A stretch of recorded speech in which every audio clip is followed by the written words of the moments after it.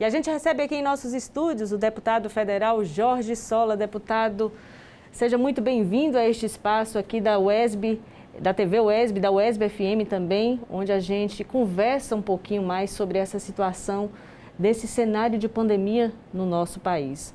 Um cenário que já são 9 meses de pandemia, quase 170 mil óbitos e um governo que insiste ainda a tratar com negacionismo essa situação. O cenário realmente é muito difícil. Nós estamos vivendo, infelizmente, a maior crise sanitária do mundo em mais de um século, num país onde o principal dirigente, que deveria estar preocupado em tomar as medidas para proteger a vida e a saúde, na prática ele é o principal aliado do vírus. Desde o início da pandemia, ele tem negado a gravidade do problema, ele tem evitado, inclusive, que órgãos do governo possam tomar medidas mais efetivas, como deveriam tomar como o Ministério da Saúde.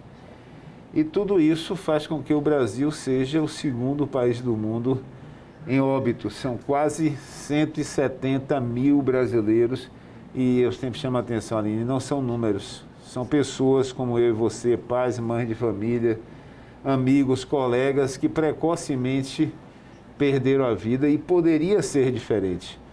Eu estou participando da comissão de acompanhamento da pandemia na Câmara de Deputados desde o dia 8 de fevereiro. No dia 12 de fevereiro, nós fomos ao Ministério da Saúde, ainda o ministro Mandetta, e apresentamos um plano com 5 grandes medidas emergenciais: a compra de equipamentos de proteção individual, os investimentos na aquisição de testes diagnósticos, ampliação de repasse financeiro para estados e municípios para enfrentamento da pandemia, investimento em equipamentos para novos leitos hospitalares, especialmente do UTI, e ampliação, forte campanha de mídia para orientar a população. 9 meses depois, 3 ministros da Saúde depois, e qual é o balanço sinteticamente? Nós somos o segundo país do mundo em óbitos, o terceiro em casos.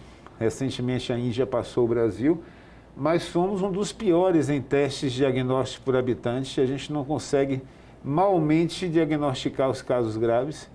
Os repasses para estados e municípios, desde que deram o golpe em 2016, tiraram a presidenta Dilma, que o financiamento do Sistema Único de Saúde tem caído para os estados e municípios. E dos 14 mil leitos de UTI que o Ministério se comprometeu a investir, comprou equipamento para pouco mais de 2 mil.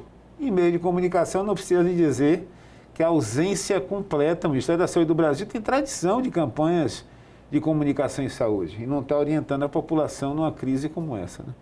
Tem um balanço, infelizmente, extremamente negativo da forma que o Brasil não teria pior momento para enfrentar uma pandemia com essas dimensões como estamos tendo nesse processo aí, né? Sem contar com todos os desmandos e absurdos desse governo na área ambiental, na área da educação, no próprio Sistema Único de Saúde. Infelizmente, é um período extremamente difícil, uma tragédia que o Brasil enfrenta com graves consequências. Sola, como você bem colocou, um momento realmente muito difícil, muito negativo, mas que poderia ainda ser muito pior se os estados e municípios não tivessem assumido o protagonismo do combate e enfrentamento a essa pandemia. E aí eu estou falando especificamente do nosso estado da Bahia, que na figura do nosso governador Rui Costa, mobilizou todos os estados através do Consórcio Nordeste para que essa pandemia pudesse ser enfrentada da melhor forma possível. E eu gostaria que você colocasse para a gente também esse momento que a Bahia enfrenta de pandemia, do nosso Nordeste, mas também dessas ações e desse protagonismo de governos e municípios, estados e municípios. Então, como você colocou muito bem, de um lado o Ministério da Saúde abdicou da liderança do enfrentamento da pandemia e da liderança do SUS, do Sistema Único de Saúde nesse momento. Felizmente, estados e municípios, em geral, com raras exceções, mas em geral, assumiram esse protagonismo. E aqui na Bahia, se o nosso governador já tinha uma avaliação positiva do primeiro governo e já tinha sido reeleito com recorde de votos, desde o início dessa crise ele colocou no colo a condução do processo de forma muito responsável, cuidadosa, tem gerenciado as medidas necessárias, tanto na orientação do isolamento necessário, porque nós não temos medicamentos efetivos, nós não temos ainda vacina, teremos, mas não temos ainda vacina disponível. Então, a medida fundamental é, de um lado, o isolamento, a redução dos contatos para diminuir a disseminação da doença, e do outro lado, há um investimento na rede de saúde para diagnosticar e tratar especialmente os casos de maior gravidade. E não é por acaso que a Bahia tem tido resultados relativamente positivos em relação aos demais estados da federação, né? Então, nós tivemos investimento e abertura de muitos leitos em várias regiões do estado. Nós tivemos o governador assumindo, né, o protagonismo da condução das medidas de isolamento, articulando com os prefeitos de todos os partidos em todas as regiões da Bahia. Então, isso tem sido muito importante e tem feito a diferença em relação a esse enfrentamento de uma batalha tão dura como essa, né? Com certeza. Agora, deputado Sola, falando especificamente aqui do nosso município Vitória da Conquista, 1 ano já de policlínica regional, e aí eu estou falando também de investimentos no Hospital Geral, aqui de Vitória da Conquista, e agora o Afrânio Peixoto, que vai receber também novos leitos para o tratamento ortopédico, ou seja, daqueles traumas, dos acidentes, que realmente assim, vai desafogar, na verdade, esse serviço que a gente tem no Hospital de Base, que agora passa a ser ofertado a partir do próximo ano no Afrânio Peixoto. Eu gostaria que você falasse também desses investimentos aqui para a nossa cidade, porque com certeza, como Vitória da Conquista atende toda uma região, vai ser muito bem-vindo.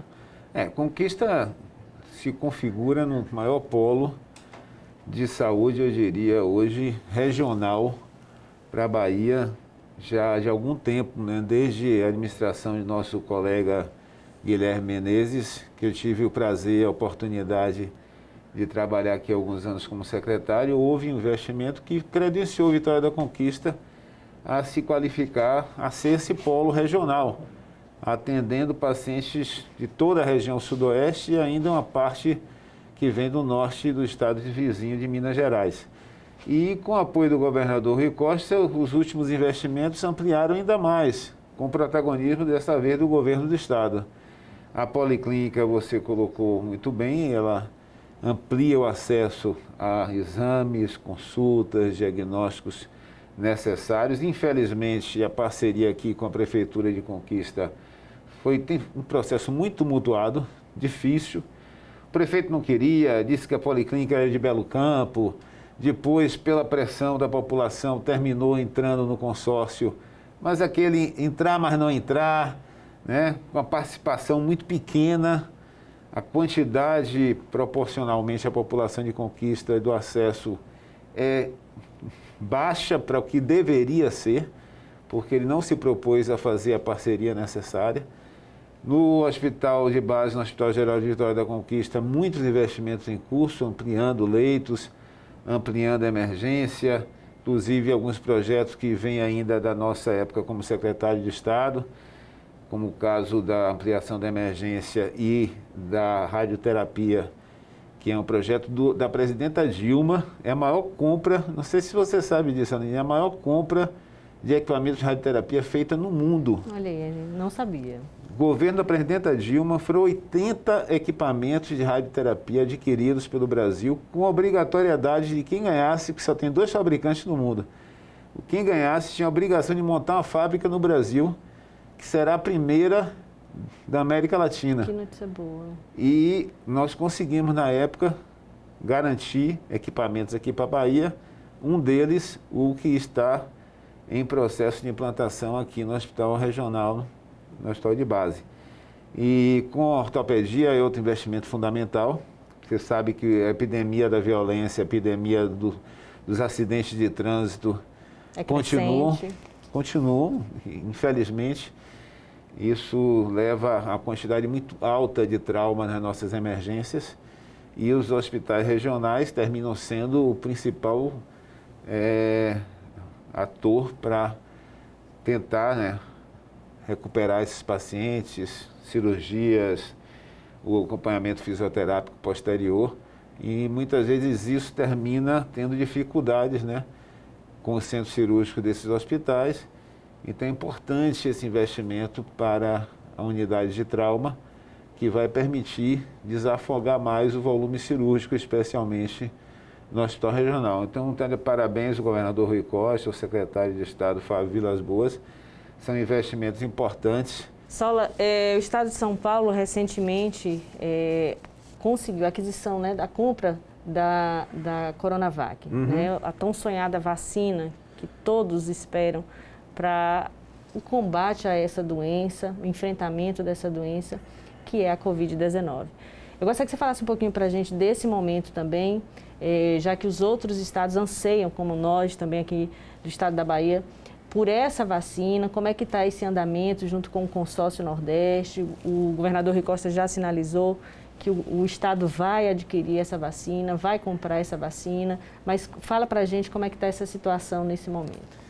Bom, é até interessante esse debate por vários aspectos. Um deles, até que me perguntaram várias vezes ultimamente, mas Sola, por que o Brasil está sendo um campo de teste de tantas vacinas? A chinesa, a russa, sim, a americana, a inglesa. Bom, eu diria a você que tem 4 grandes razões. Uma primeira é que é negativa, é que nós estamos com o vírus disseminado, nós estamos com a epidemia descontrolada e testar a vacina é o mais adequado, testar num ambiente onde a contaminação esteja existindo. Que o risco da contaminação aconteça para aqueles que estão participando da pesquisa. Essa é a primeira razão. Mas tem 3 razões positivas para a gente, que mostram a importância dos investimentos que nós fizemos, especialmente nos governos de Lula e Dilma, no Sistema Único de Saúde. Uma delas, nós temos um parque de instituições de pesquisa e tecnologia fantástico. Você pega a Fiocruz. Fiocruz tem hoje a mais moderna e maior fábrica de medicamentos biológicos da América Latina. Está lá no Rio, na Fiocruz. Nós temos um programa de vacinação que só foi possível ser o maior do mundo, o maior programa público de vacinação do mundo é o do SUS no Brasil. Só foi possível porque os investimentos feitos na Fiocruz e no Butantan, que apesar de ser do governo do estado de São Paulo, é uma instituição estadual, mas teve uma gama gigantesca de investimentos do governo federal no período de Lula e Dilma, e essas 2 instituições montaram fábricas de vacinas que detêm tecnologia e permitiram que a gente tenha todo o elenco que nós temos hoje. O outro aspecto é que o Brasil é o único país do mundo que faz compra de insumos médicos, medicamentos, vacinas, para mais de 100 milhões de habitantes. Qualquer multinacional da área, quando ela produz um novo medicamento, ela pergunta logo, cadê aquele país lá da América do Sul que compra para 100 milhões de habitantes? E já quer trazer o produto, claro.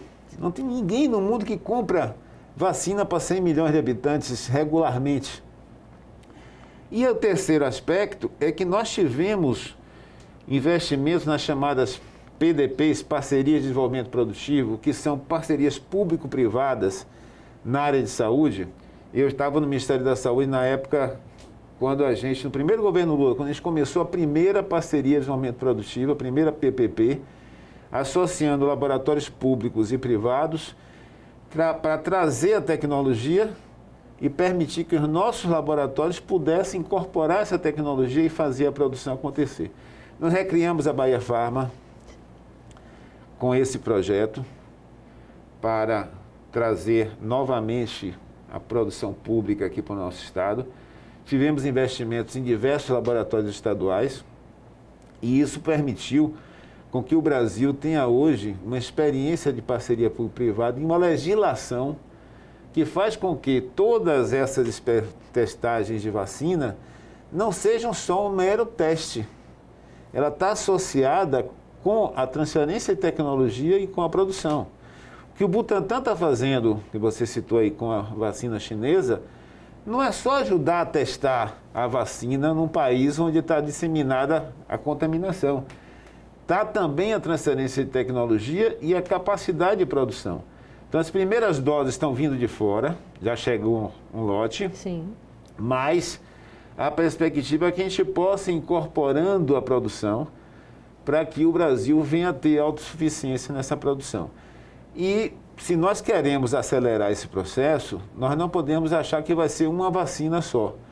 Por isso várias, né? Por isso que é importante a gente ter a parceria do Butantan com a Sinovac, a parceria da Fiocruz com a Universidade de Oxford e a AstraZeneca, a parceria da Pfizer com instituições também aqui no Brasil na área de saúde, a parceria da Tecpar do Paraná e da Bahia Pharma também já tem contatos com a empresa russa que está desenvolvendo outra vacina. Então eu acho que sim, o melhor cenário é que a gente possa, quem sabe em 2021, ter 2, 3 vacinas sendo utilizadas e com isso acelerar a capacidade de imunização da nossa população.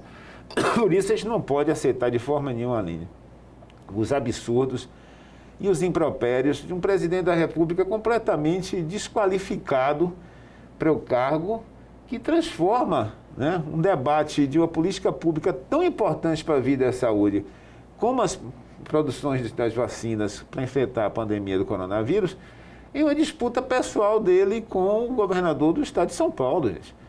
Não tem cabimento. O Butantan é do estado de São Paulo? É. Mas o Butantan é uma instituição do país.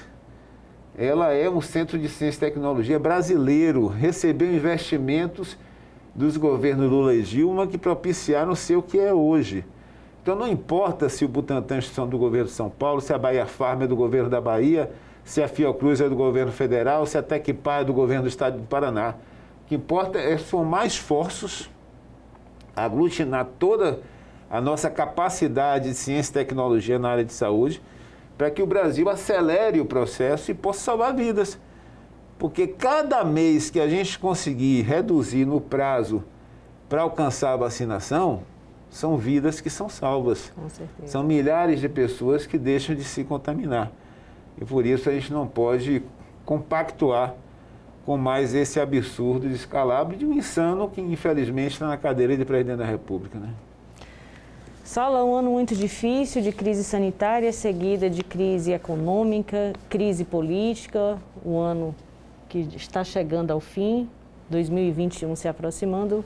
Qual é o balanço que você faz para o próximo ano de 2021, frente a esses problemas que nós já estamos enfrentando, mas que 2021, com certeza, estaremos ainda na busca de soluções para tantos outros?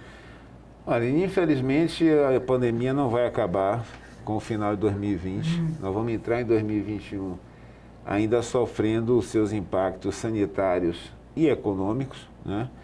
Você deve ter visto nos últimos dias a curva tem sido ascendente no mundo. A Europa, inclusive, já enfrenta uma segunda onda. Eu tenho parentes na Espanha, tenho muitos contatos e infelizmente eles já estão voltando a fazer as medidas de bloqueio intenso que tiveram que ser feitas anteriormente. A Europa está tendo nas últimas semanas mais casos novos do que teve em março e abril. Não está tendo a mesma quantidade de óbitos, né? Por algumas razões, entre elas que os serviços de saúde já estão mais preparados, conhecendo mais, já acumularam tecnologia para fazer enfrentamento, já tem protocolos mais adequados para cuidar dos casos graves e isso tem diminuído a letalidade. Outro aspecto é que tem aumentado a ocorrência em pacientes mais jovens, que têm também um menor risco de formas graves da doença.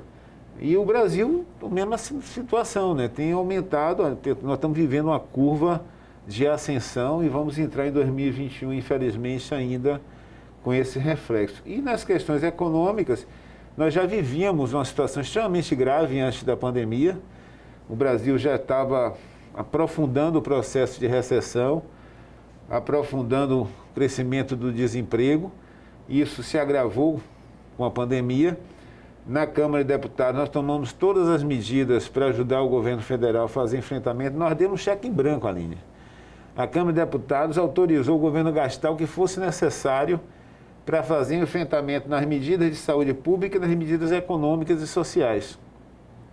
Infelizmente, o auxílio emergencial a gente teve que empurrar goela abaixo do governo. O governo nunca mandou nenhum projeto para a Câmara de Deputados, nem para o Senado, para que fosse criado o auxílio emergencial. Nem de 200, nem de 100, nem de 600, nunca. O projeto do PT era que fosse de um salário mínimo. Na queda de braço, a gente conseguiu chegar a R$600. O governo federal poderia ter, pela lei que nós aprovamos, poderia ter prorrogado até dezembro no valor dos R$600.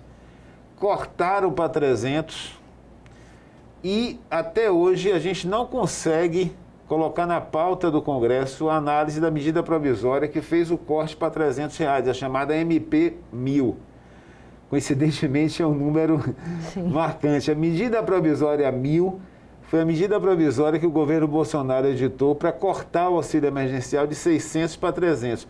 E como eles sabem que se for para a pauta nós vamos derrubar e vamos fazer voltar a R$600, os deputados de oposição, nós vamos ter maioria, porque grande parte dos parlamentares do centro não querem se queimar com uma medida tão absurda como essa, não querem perder credibilidade junto à população, então votarão conosco para retomar os R$600. Como eles sabem que isso vai acontecer, qual a estratégia do governo, junto com o presidente da Câmara e o presidente do Senado, não deixar entrar na pauta? Então nós já estamos há 4 semanas brigando para entrar na pauta a medida provisória 1000 e o governo corda unida de não deixar acontecer. Além de uma série de vetos presidenciais, há outras medidas importantes que nós tomamos.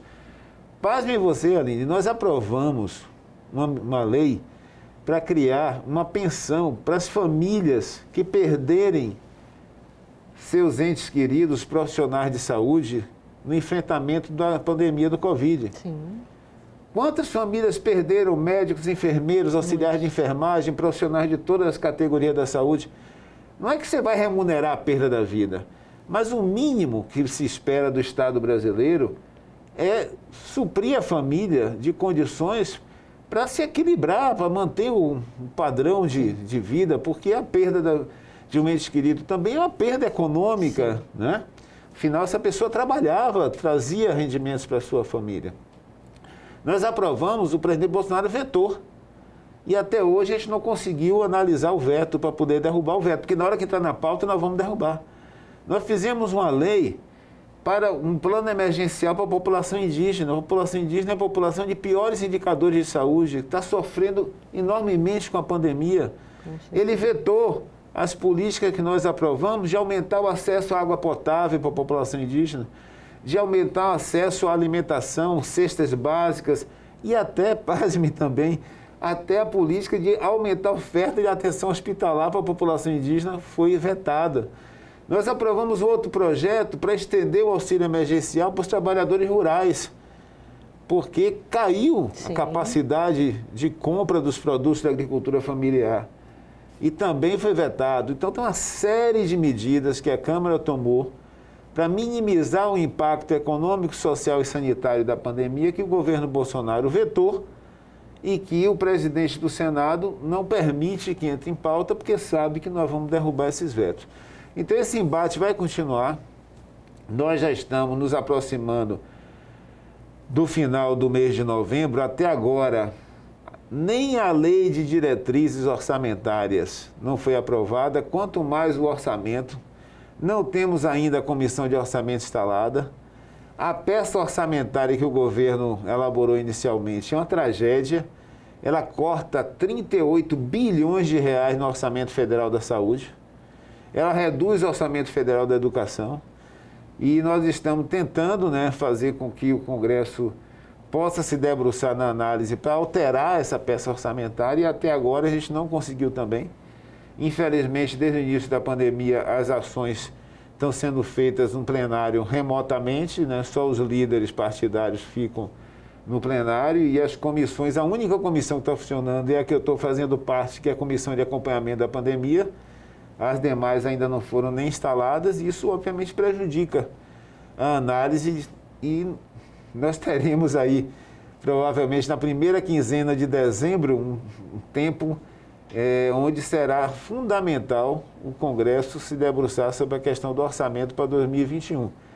E, obviamente, nós vamos trabalhar para que o auxílio emergencial volte a ser R$600, que ele continue em 2021 até a pandemia arrefecer, porque isso tudo indica, só ocorrerá depois que a gente conseguir vacinar a nossa população, e que as medidas econômicas têm impacto também nas outras políticas sociais, como o Bolsa Família, que precisa ser ampliado, como o Sistema Único de Assistência Social, que precisa recuperar a perda financeira orçamentária que tivemos nos últimos anos, e, obviamente, na nossa área aí, o Sistema Único de Saúde, que precisa de ser, e eu digo sempre, toda crise deve gerar um aprendizado.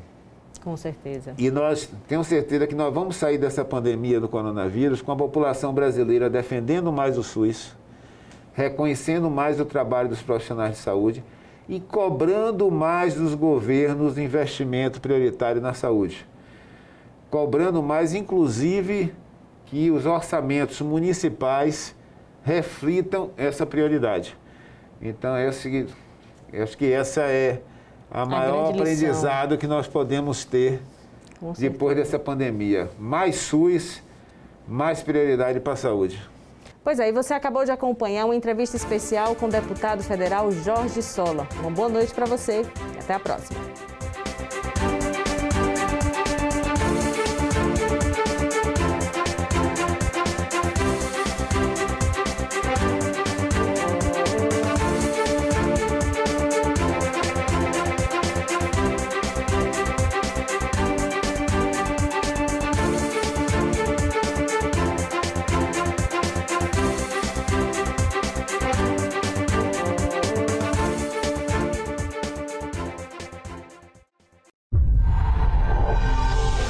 A partir de agora, acompanhe a programação da TVE. É sua, é da Bahia.